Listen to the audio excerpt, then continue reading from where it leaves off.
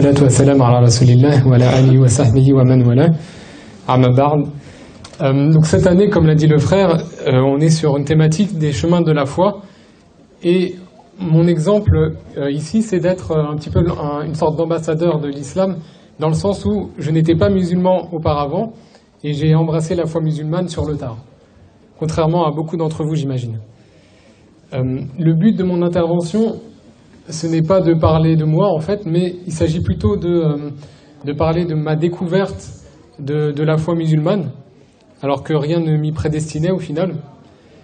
Je vous parlerai également de quelques miracles et signes divins qui, moi, m'ont convaincu et m'ont persuadé à embrasser cette religion qu'est l'islam. Et je partagerai enfin des enseignements que j'ai acquis depuis mes environ 5 années, un peu plus de 5 années d'islam. Alors, comme l'a dit le frère, donc je m'appelle Abdesalam de mon vrai nom Frédéric. J'ai effectué des études de droit et en 2013, j'ai achevé mes études de droit et j'ai choisi de me rediriger vers autre chose qui est vers l'enseignement. Et donc aujourd'hui, je suis professeur de français en langue étrangère dans une association et j'habite en banlieue parisienne à la base. Et donc j'ai fait le déplacement jusqu'au Havre, c'est une ville que je découvre. Et donc en 2017, j'ai publié le livre dont a parlé le frère, qui s'appelle « Miracles et signes divins dans le Coran ». Et j'ai également fait une chaîne YouTube et un site internet qui s'appelle « À la recherche du savoir ». Pardon. Donc d'abord, je vais vous parler de mon parcours religieux. Alors comment j'ai découvert l'islam? D'abord, je suis l'aîné d'une famille de 3 enfants et mes parents ont choisi de m'inculquer la foi chrétienne et plus particulièrement la foi catholique. Donc j'ai été baptisé, j'ai fait ma communion, ma confirmation, qui sont des sacrements catholiques. Et au fur et à mesure, en fait, j'étais plutôt pratiquant, même si nous n'étions pas vraiment une famille assidue à la prière à l'église, par exemple.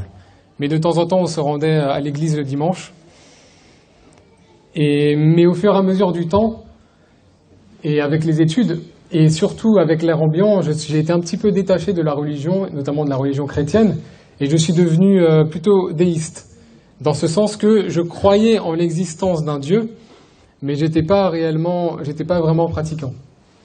Je m'accrochais seulement à une prière quotidienne le soir, mais c'était l'essentiel, on va dire, de ma pratique religieuse. Alors, comment j'ai été intéressé par l'islam? En fait, donc j'ai étudié en banlieue parisienne jusqu'au lycée.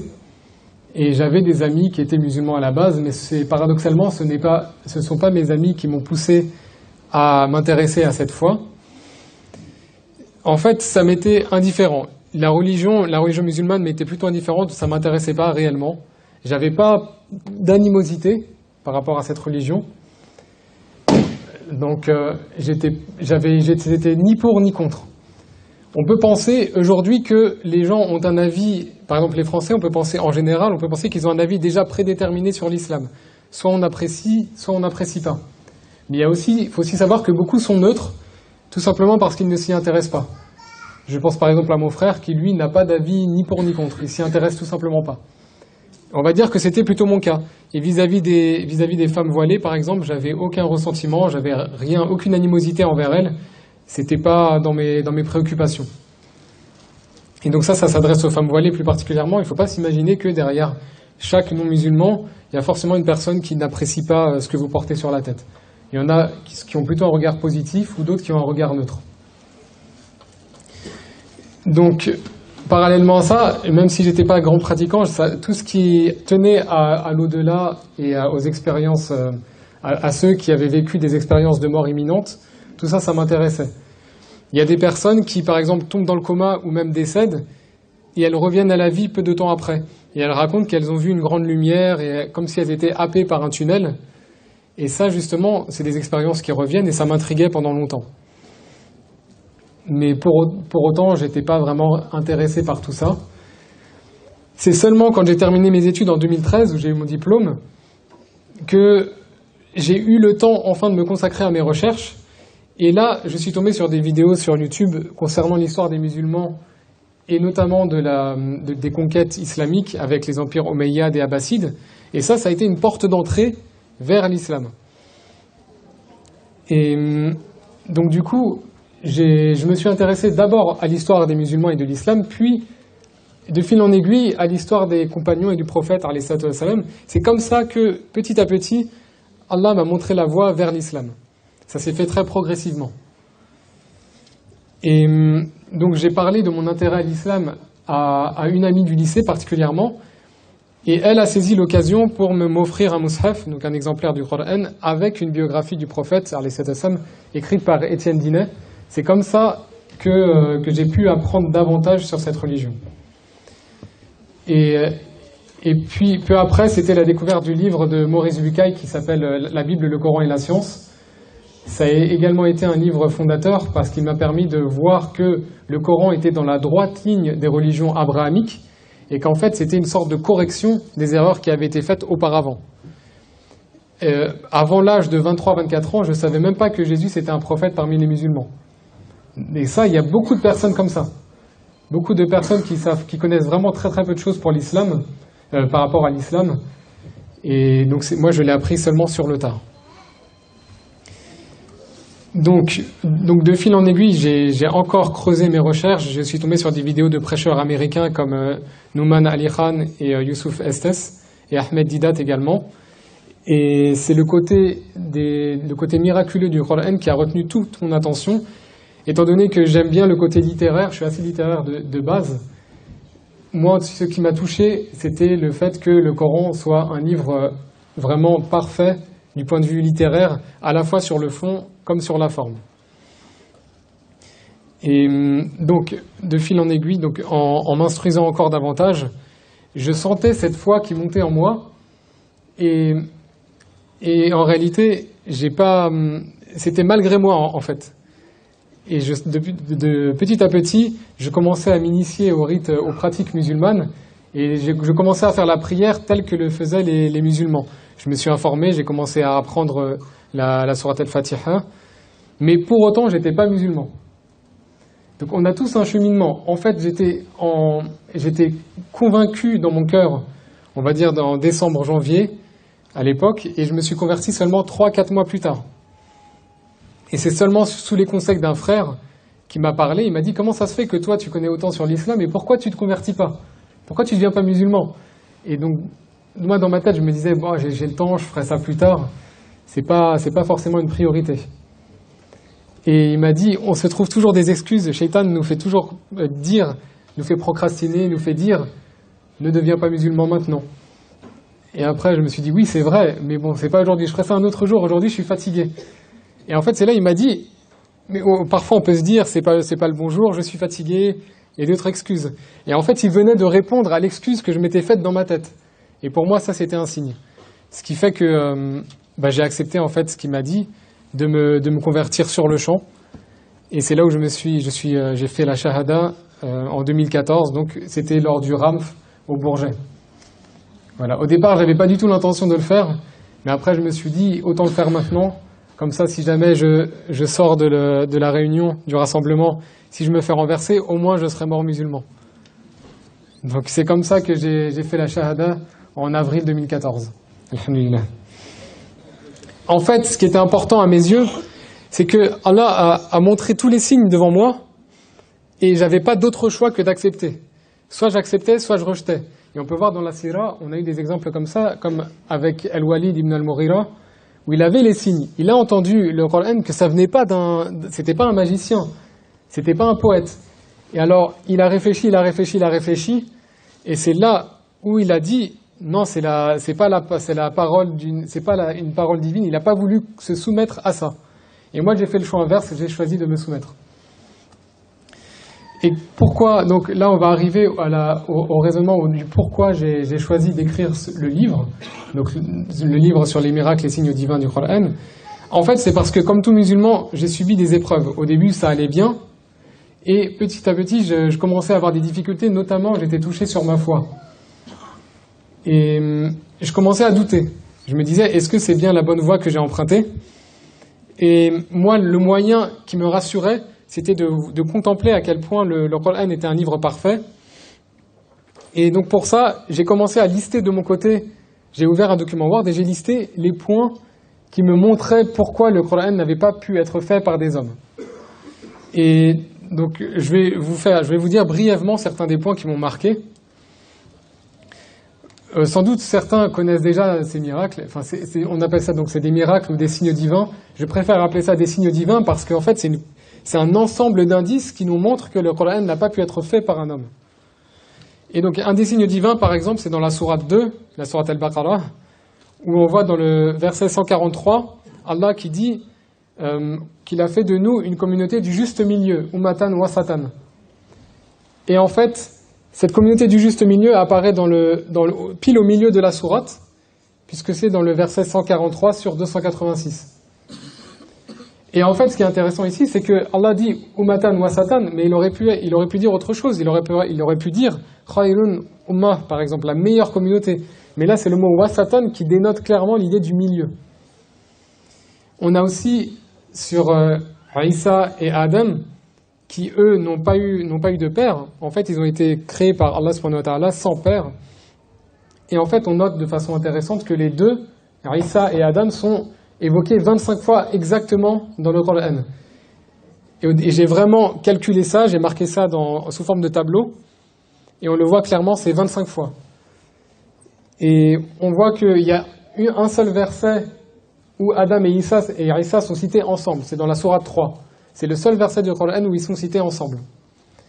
Et avant ce verset, Adam et Isa sont cités 6 fois, tous les deux, et après ce verset, 18 fois.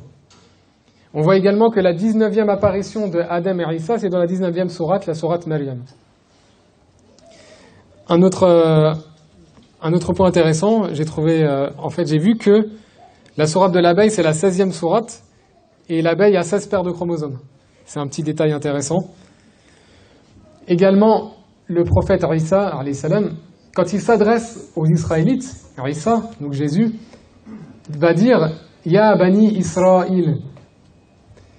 Alors que Moussa, quand il s'adresse aux Israélites, il va dire « Ya qawmi », c'est-à-dire « Ô mon peuple ». Donc Moussa, Moïse dit « Ô mon peuple », tandis que Isa dit « Ô fils d'Israël ». Et ça, c'est logique, parce que Jésus, Isa, n'a pas eu de père parmi les Bani Israël. Donc il ne peut pas se revendiquer de ce peuple-là. Et ça, on le voit, c'est une constante dans le Coran. Jamais Isa dit « Ya qawmi ». Également, dans le Coran, le nom de Yasrib, qui est l'ancien nom de Médine, est évoqué une seule fois, et il est de la bouche des hypocrites. En fait, les hypocrites, lors d'un moment critique, ont parlé de Yasrib, pendant la bataille de la tranchée, et par ce fait d'évoquer Yasrib, alors que la ville avait été rebaptisée depuis quelque temps déjà par Médina, ça montre que ça dénote leur hypocrisie, en fait. On la voit clairement affichée par un simple mot. Il y a aussi des palindromes, on les voit dans la sourate 74 et la sourate 36.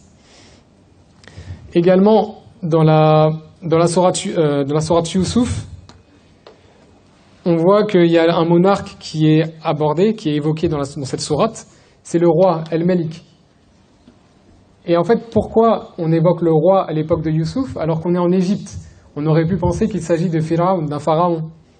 Et en fait, à l'époque de Youssouf, semble-t-il, c'est au XVe siècle avant Jésus-Christ, il n'y avait pas de pharaon à l'époque. Il y avait seulement des rois, puisque c'était la dynastie des rois Hyksos.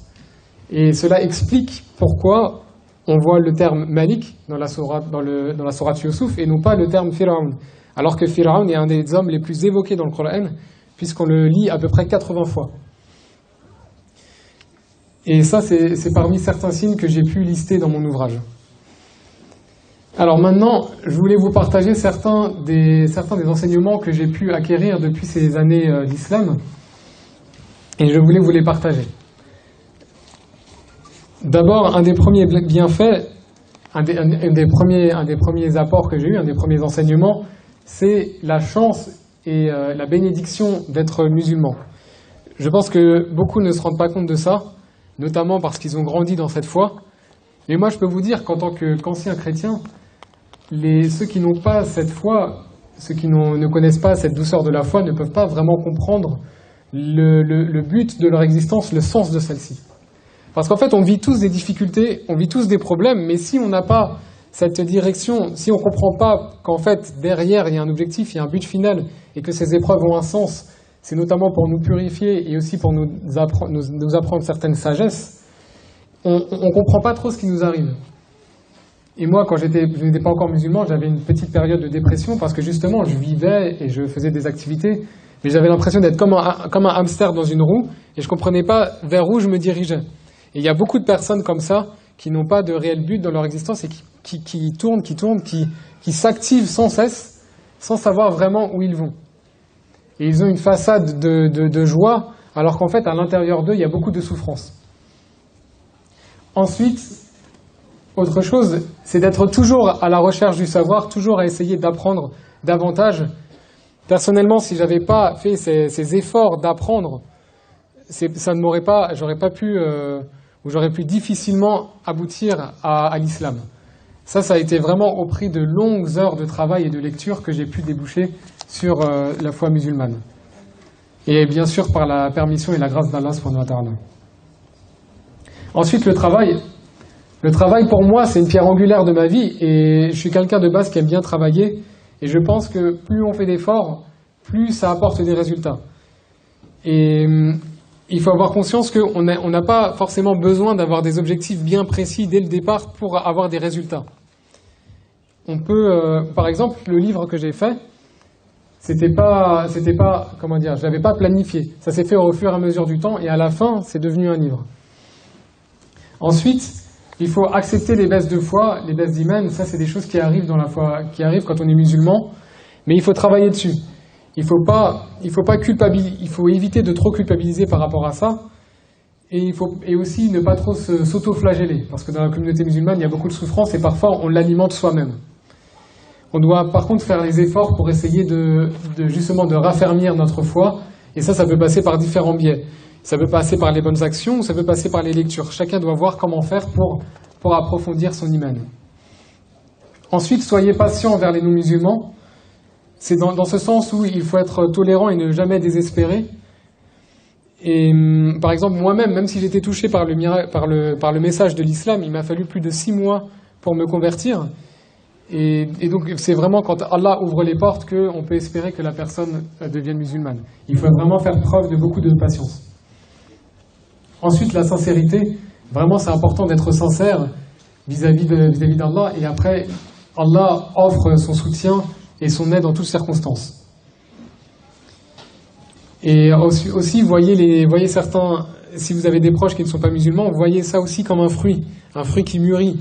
Le fruit, si vous le cueillez juste avant le moment où il est mûr, il sera mauvais. Alors que parfois, il aurait suffi d'attendre un tout petit peu plus longtemps pour qu'il soit parfait. Donc vraiment, il faut faire preuve de patience. Ensuite, restez fiers de vos principes, il faut être fier de l'islam, de nos valeurs, de nos lois, et ne pas sous prétexte d'intégration, accepter tout ce qu'on nous impose. Et également, accepter les épreuves qui nous tombent dessus. On en vit beaucoup en ce moment.